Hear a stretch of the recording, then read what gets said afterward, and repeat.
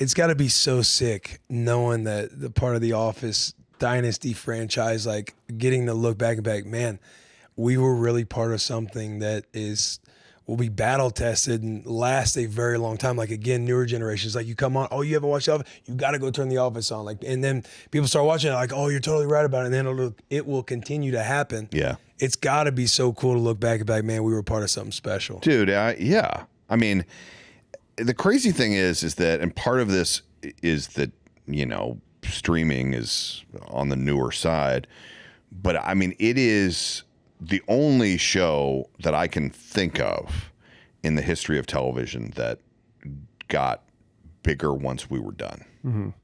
Like when we were on, like, won Emmys and we were NBC's biggest show when it was on. So it was a hit. I'm not saying it wasn't, but we were not Friends and we were not Seinfeld. We were not even Cheers. Like, we were not that. And part of it was the way the show was constructed, and I'm really not making a joke. Like, spoiler alert, like, I don't look like David Schwimmer or, our Jennifer Aniston and Courtney. Like, this is not, we weren't on the cover of Vogue and Glamour magazine or whatever the big magazines are. We probably couldn't have been on Barstool if there was a magazine. So we weren't that, but the fact that people found it and then it just kept growing and growing and growing. And then it was around the COVID time when the stats came out, and we were all like, I mean, the text, like the group text was like insane, because it was like they released the streaming numbers and it was like, not only are we number one, but we're double number two, and that's Friends. And then it goes down from there. I mean, just the number of people who found it, like how huge it got once the show was done. That's the part that was surprising. I mean, I was always very proud. We did 10 years, 9 seasons. Yeah, man. That doesn't happen a lot. No. But to be able to do that and feel really good about the show, like, that's awesome. But the fact that it's continued to live like it has now is like, it's crazy. When you get to the end of those 9 seasons and everything's wrapping up and there's truly going to be an end date. Now, some shows just get canceled. This one actually got to have a full lifetime.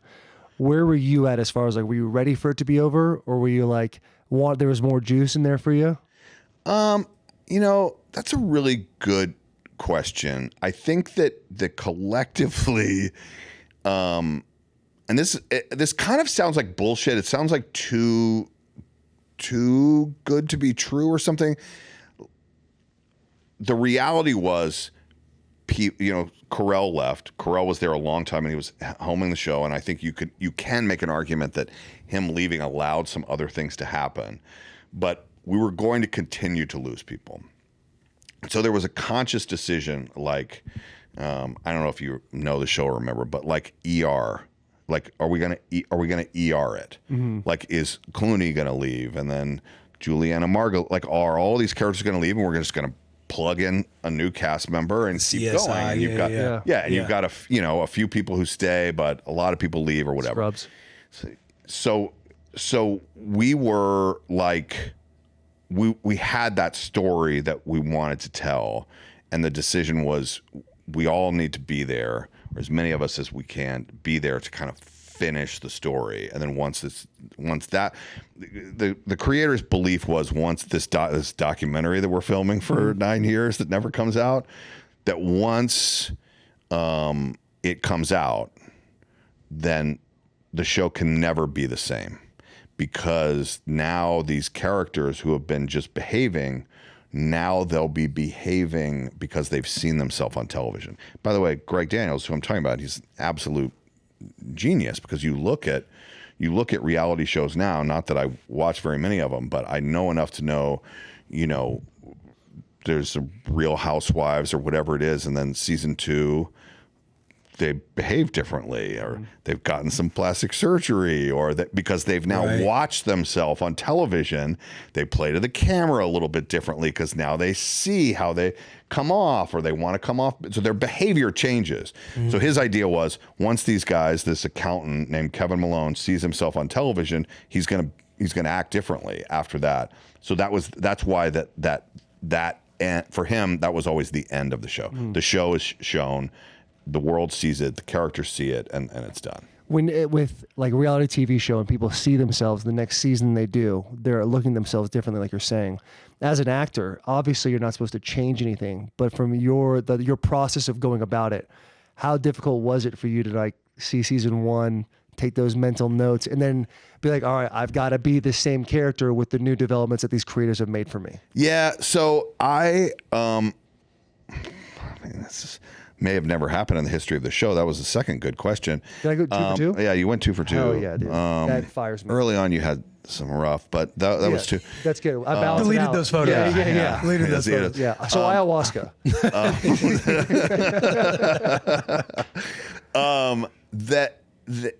I think any show it makes it what television uniquely different from film is that there is a development that happens, right? Even like practical things, like season 3, you get married, like you have a baby on the, your characters have, so things change. I think behavior starts to change as well, and they write a different storyline. You think about like, what do they call them? Just like soap opera, like primetime soap. It gets the stories get crazier and crazier. Is like everybody's having sex with somebody else. So they were still trying to find, I think, Kevin Malone early on, and they sort of fell in love with the writers I'm talking about. Sort of fell in love with the, let's just call it childlike sensibility of him, and started to write more to that. And so as an actor, if you're like, well, how can I change? So I'll share this with you. I had a nerdy justification. Nerdy justification is Kevin Malone has never seen cameras, and cameras are now filming him. But as he becomes more comfortable, this is in the world of the fake documentary, as he becomes more comfortable with the camera people and the sound people, and maybe goes out to have a beer with them after work, he starts to feel more comfortable. So more of his true personality comes out over time. That was my justification. Yeah, for nice. Was that sort of you? changing. That was my personal. That was how I justified being able to do stuff. I think for the writers, they just were like, this is funnier and fits in best with the other characters that we have. So they started tweaking how it was. For you're looking at it as like your craft. Like they kind of want to write me this way. How can I kind of develop in my own right of how I can start to act a certain way and get more comfortable? Were there any big friction moments amongst the cast and the writers, like as you guys were in the middle and later seasons? No. That's a good question too. But I think that the biggest thing was, if you're a fan of the show and you followed it, the thing that caused the most conversation was the Jim and Pam relationship, and because they were doing, and it was just, essentially the same thing as like Ross and Rachel. They're like on again, off. Are they? Right. Will they? Won't they? That whole thing. And finding because people became so freaking crazy about that relationship. And so finding that balance between maybe there's another woman that Jim is interested in, but let's not disrespect Pam, or like make sure that is still alive, because they know they're going to kind of continue with that. Mm-hmm. That was the biggest discussion point. And I've said before, like, nothing shut down production on a day than like we're going to have a big Jim and Pam scene today, and it's like, oh boy, we're going to be here a long time, because they're going to need some time to figure it out. Yeah. For your like character development, when you're like taking those risks and the justification of you're seeing cameras for the first time, you're getting more comfortable.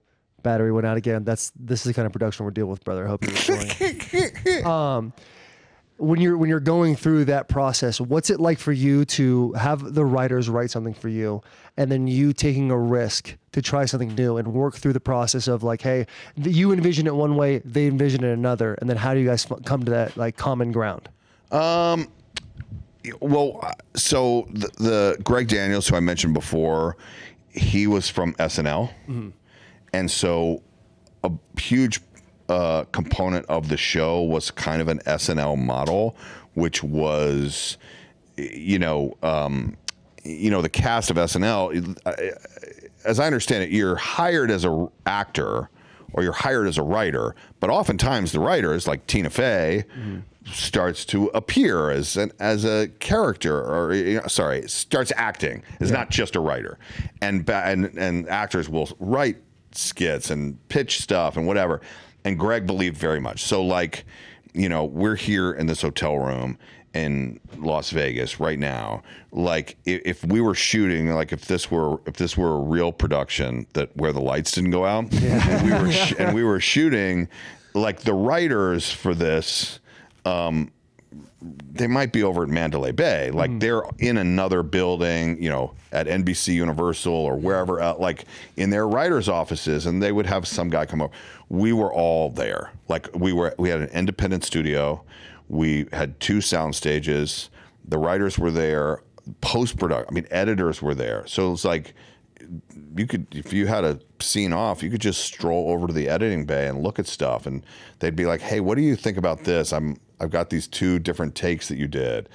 They would ask us, which in real television, like normal television, never happens. You never get asked by an editor, like, "Hey, which one do you like better?" Or like the writer being like, "Hey, I'm thinking about this storyline for you. What do you think?"